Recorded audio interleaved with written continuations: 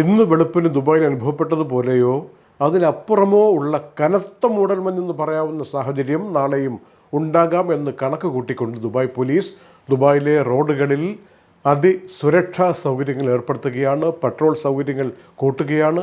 Sheikh Zayed road അടക്കം വളരെ തിരക്ക് പിടിച്ച റോഡാണല്ലോ, ഒരുപാട് പ്രഭാവലയത്തിൽ നിൽക്കുന്ന റോഡാണല്ലോ. അവിടെ പോലും വിസിബിലിറ്റി വളരെ കുറവായി കാണപ്പെട്ട പ്രഭാതമായിരുന്നു ഇന്നത്തേത്.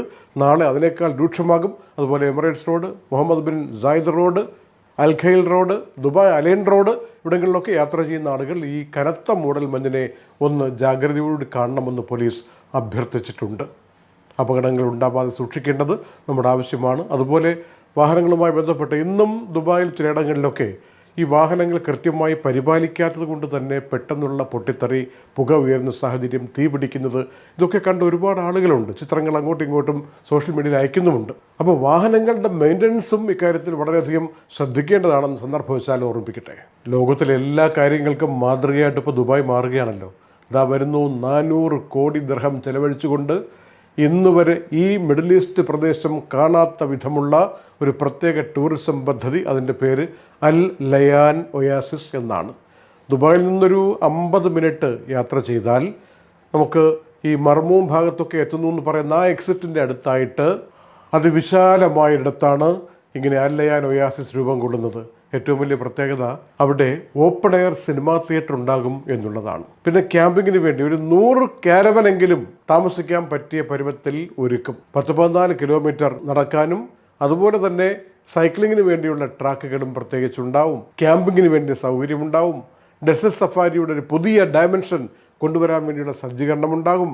അങ്ങനെയൊക്കെ പ്രകൃതിയുമായി ഇണങ്ങിയും പ്രകൃതിയുടെ സൗന്ദര്യം നുകർന്നും ഈ മഹാനഗരത്തോട് ചേർന്നുകൊണ്ട് എങ്ങനെ നമുക്ക് ആസ്വദിക്കാം എന്നുള്ളതിൻ്റെ ഏറ്റവും വലിയ ഉദാഹരണമായി 3 ലക്ഷത്തിലധികം ടൂറിസ്റ്റുകളെ ഒരു വർഷം പ്രതീക്ഷിച്ചുകൊണ്ടുള്ള സംവിധാനമാണ് അൽ ലയാൻ ഒയാസിസിൽ ഒരുക്കുന്നത് എന്ന കാര്യം നമ്മൾ തിരിച്ചറിയണം. അപ്പോൾ ഈ ടൂറിസം രംഗത്തൊക്കെ പുതിയ പഠനങ്ങൾ കഴിഞ്ഞ് വരുന്ന ആളുകൾക്ക്, പുതിയ പദ്ധതികൾ ആവിഷ്കരിക്കുന്ന നിക്ഷേപകർക്ക്, ആസ്വദിക്കാൻ വരുന്ന സന്ദർശകർക്ക് ഇവർക്കൊക്കെ ഗുണം കിട്ടാവുന്ന സാഹചര്യമാണ് ദുബായിൽ ഈ പദ്ധതി വഴി ഉണ്ടാകാൻ പോകുന്നത്. ഇക്കാര്യം ഇന്ന് വളരെ ഒരു സ്വപ്ന പദ്ധതി പോലെ ദുബായ് ഭരണാധികാരി ജനങ്ങളെ അറിയിച്ചു. ഇതിൻ്റെ ഏറ്റവും വലിയ അട്രാക്ഷനായിട്ടൊരു കാര്യം കൂടിയുണ്ട്. മരുഭൂമിയുടെ നടുവിലൊരു കൃത്രിമ തടാകം സങ്കല്പിച്ച് നോക്കൂ. അതൊക്കെ ആ സൗന്ദര്യം നുകരാൻ വേണ്ടി മനുഷ്യർ മാത്രമല്ല, നമുക്കറിയാമല്ലോ ദുബായിലെ തടാകങ്ങളിൽ വരുന്ന പക്ഷികൾ, ഓരോരോ സീസണിൽ എവിടെ നിന്നെല്ലാം പറന്നു വരുന്ന പക്ഷികൾ, താമസിച്ചിട്ട് നിശ്ചിത സമയം കഴിഞ്ഞ് തിരിച്ചു പോകുന്നവ, അതുപോലെ വലിയ അത്ഭുതങ്ങളുടെ കലവറയായി ഈ പ്രകൃതിയുടെ വലിയ ഖനിയായി ഈ അൽ ലയാന ഒയാസിസ് മാറും എന്ന കാര്യത്തിൽ യാതൊരു സംശയവും വേണ്ട. വളരെ പ്രത്യേകതകളുള്ളൊരു ചർച്ച ഇന്ന് നടന്നു. യുടെ ഒരു മന്ത്രി ലന നുസൈബ അവർ ടെഹ്റാനിലെത്തിയിട്ട് ഇറാന്റെ വിദേശകാര്യമന്ത്രി അബ്ബാസ് അറക്ചിയുമായി നേരിട്ട് തന്നെ സംഭാഷണം നടത്തി. മേഖലയിൽ എങ്ങനെ സമാധാനം കൊണ്ടുവരാം, ഇതായിരുന്നു വിഷയം. വളരെ വിജയകരമായ ഒരു ചർച്ചയായിരുന്നു.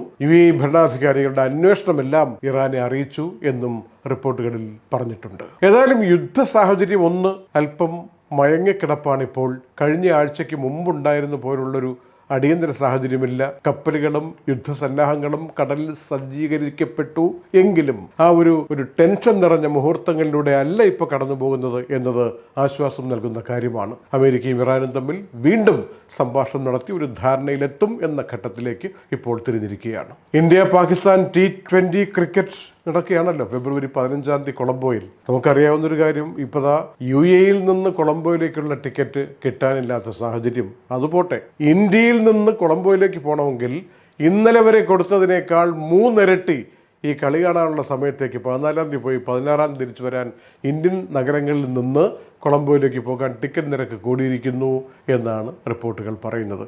അതുകൊണ്ട് നാട്ടിൽ നിന്ന് പല ആളുകളും ദുബായിൽ വന്നിട്ട് കൊളംബോയിലേക്ക് പോയാൽ കുറച്ചുകൂടി ആശ്വാസം ടിക്കറ്റ് റേറ്റിൽ കിട്ടും എന്ന രൂപത്തിലായി കാര്യങ്ങൾ മാറിയിരിക്കുന്നു എന്ന കൗതുകം ഇക്കൂട്ടത്തിൽ വന്നിരിക്കുകയാണ്.